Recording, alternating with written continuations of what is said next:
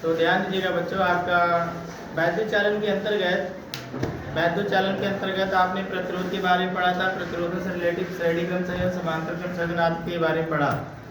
तो इन्हीं सबसे संबंधित धारा से रिलेटिव आपका एक सवाल दिया गया है। हाई स्कूल की यूपी बोर्ड परीक्षा में आपका अक्सर करीब प्रश्न पूछा जाता है, इस टाइप के प्रश्न पूछे जाते हैं।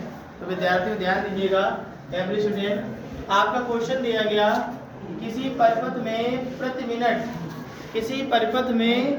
मिनट 180 कूलाम आवेश प्रवाहित हो रहा है। यानी कि प्रति मिनट सवाल में क्या दिया गया, यहाँ पर जो समय दिया गया, सवाल में जो समय दिया गया उस समय को विशेष तरीके समझिएगा। प्रति मिनट यानी कि t बराबर दिया गया 1 मिनट, t बराबर दिया गया 1 मिनट। प्रति मिनट क्या प्रवाहित होते हैं, 180 कूलाम आवेश प्रवाहित होता है। तो पहले तो इस मिनट को सेकेंड में कन्वर्ट कर लो। 1 मिनट में कितना सेकेंड होता है, 60 का गुणा हो जाएगा। t बराबर कितना लिख सकते हो, 60 सेकेंड लिख सकते हैं। कितना आवेश प्रवाहित हो रहा है, q बराबर आपका दिया गया 180 कूलाम आवेश। कितना प्रवाहित होता है, 180 कूलाम आवेश प्रवाहित होता है। तो प्रश्न में पूछ क्या रहा है, प्रश्न में कह रहा है कि परिपथ में बहने वाली धारा ज्ञात कीजिए। आपको ज्ञात क्या करना है, परिपथ में बहने वाली धारा का मान कितना होगा, धारा कितनी होगी। क्योंकि आप धारा की डेफिनेशन से जानते हैं, धारा को निकालेंगे, आवेश दिया जाए, समय दिया जाए, तो आप किस तरीके से निकाल सकते हैं कि किसी चालक में आवेश प्रवाह की दर को विद्युत धारा कहते हैं। किसी चालक में आवेश प्रवाह की दर मीन्स होता है समय, जिस समय धारा प्रवाहित होती है तो उसके अंतर्गत जो आवेश का प्रवाह होता है उस आवेश प्रवाह की दर को विद्युत धारा कहते हैं।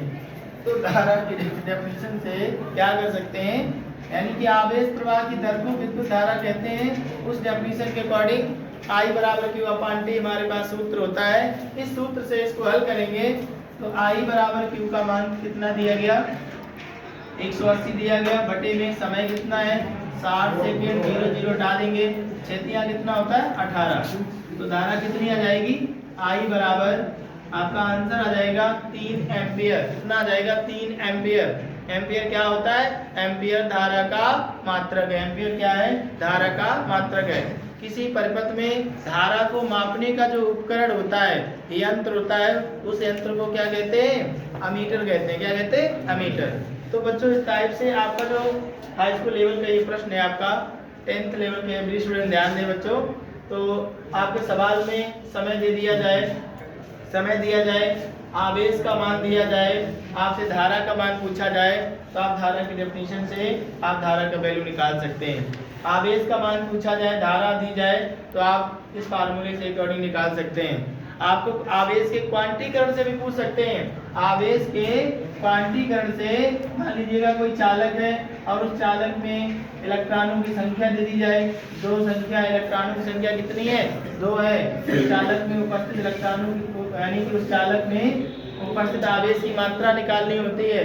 तो आवेश का क्वांटीकरण का फार्मूला होता है Q बराबर यहाँ से E होता है इलेक्ट्रॉन जिस पर पावर यानी जिस पर चार्ज होता है 1.6 - 19 कूलाम होता है। इसको सॉल्व करते हैं, 16 दूनी कितना हो जाएगा 32, 3.2, 10 टू पावर कितना -19। और आवेश का जो मात्रक होता है बच्चों कितना होता है, कूलाम।